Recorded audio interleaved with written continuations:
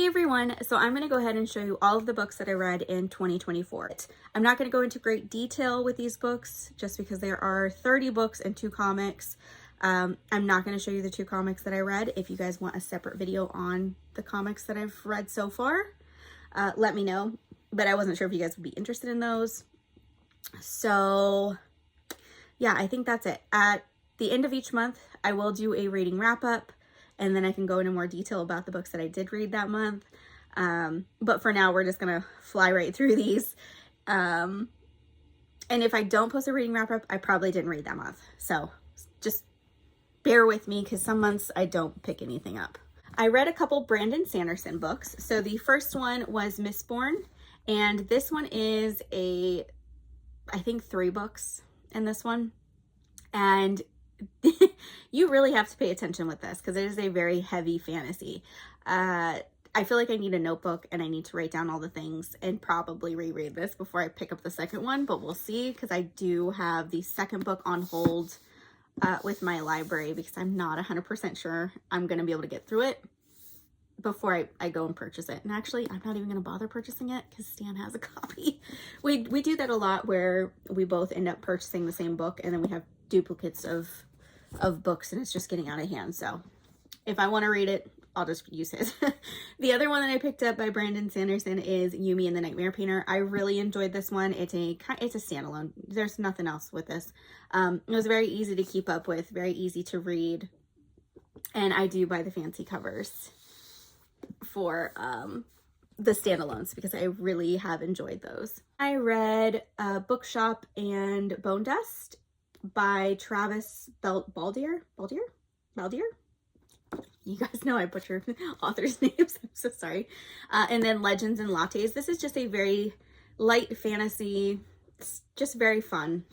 You don't really have to pay too much attention. It's still a fun story. I read The Winter King by C.L. Wilson.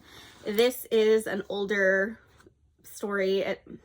It's a romance, guys. I don't really know what else to say about that one.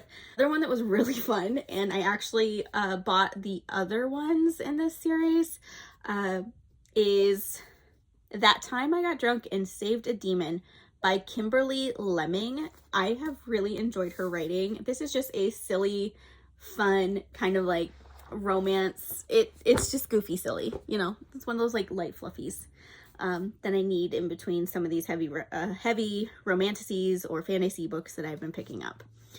Speaking of, When the Moon Hatched by Sarah A. Parker. This one took me a little bit to get through. I enjoyed it. I don't know if I'm going to pick up the second book. That is one of those ones where it's like, I could take it or leave it. Wolf Song by TJ Klune. I have almost all of them, I think, in this series that are out. But I haven't picked up any of the other ones yet. Wolf Shifter Romance.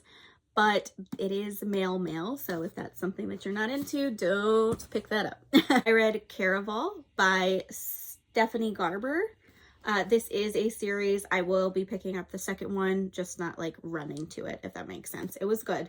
It's like a mysterious carnival kind of thing. I don't know how to explain it, but it's different. Very different. This is the second book in a duology. The first one is These Hollow Vowels by Lexi Ryan. And this is These Twisted Bonds. This was, this is one of those ones where it's like, I still had so many questions and I'm so sad this is only a duology. I loved the first one. Like, I've posted about it, absolutely adored These Hollow Vowels. I did really enjoy this one, but it's like, it's one of those things where it's like, this needs to be a series. I need to know more. Ending it on 2 books just was heartbreaking for me. Neon Gods by Kate Roberts. Wasn't a fan. I didn't enjoy it. Half a Soul by Olivia Atwater. This was okay. Like, didn't love it, didn't hate it. So maybe for you guys, I don't know. I won't probably pick up any more in that series. This is where I might get judged. I have tried so many Sarah J. Maas books that I have just realized she is not for me. Everyone was like, well, you didn't like Throne, A Court of Thorn and Roses or something. I don't know. I tried that one. I didn't like it. I made it to like book 4 in that series, and I was like, I am not wasting my time with this anymore. I can't. So I've tried Throne of Glass. I picked up Throne of Glass. I read it in the past. Didn't really care for it. So someone was like, well, try, the Assassin's Blade. See if maybe that gets you into the series. And I'm going to be honest with you, it really didn't. I think I'm just going to chuck it up to, I don't really vibe with her writing, and just move on. Now I'm going to show you guys my favorite books that I have on me, and then we'll talk about the ones that I borrowed from the library. I absolutely loved One Dark Window by Rachel. I always butcher her last name, Gillig. Rachel Gillig. I hope I'm saying that right. I have the second book in the series. I'm hoping to get to that this year, but we will see. You guys know I'm a mood reader, so I can't really say, but that was like one of my favorites last year. Divine Rivals by Rebecca Ross. Absolutely love this. I also have the second book, I believe, on my bookshelf, hoping to get to the second one. The last two here are ones I am running for when they come out this year.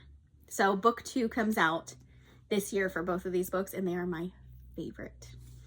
A Fate Inked in Blood by Danielle L. Jensen.